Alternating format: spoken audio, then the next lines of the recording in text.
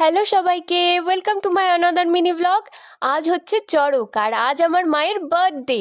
তাই সকাল সকাল স্নান টান করে আমি এখন রেডি হচ্ছি একটু বেরোবো বলে। মায়ের জন্য একটা ছোট্ট সারপ্রাইজ প্ল্যান করেছি, সেটাই আনতে যাচ্ছি। আর এই সামারে তো সানস্ক্রিন মাস্ট, আর রোদটাও উঠেছে আজকে প্রচণ্ড জোরে, তাই ভোরে ভোরে সানস্ক্রিন লাগাচ্ছি।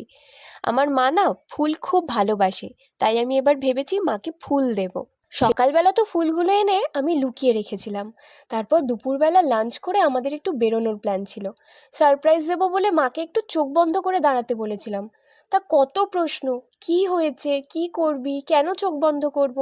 কিন্তু তারপর যখন ফুলটা আর চকলেটটা হাতে পেল, খুশিটা না দেখার মতন ছিল। আর অবাকও হয়েছিল খুব। তারপর আমরা রেডি হয়ে বেরিয়ে গেলাম চড়ক মেলায় যাব বলে। আমরা মানে আমি, মা, আমার বোন মানে আমার মামার মেয়ে। সো চড়ক মেলার ভিডিওটা আসছে নেক্সট পার্টে। বাই।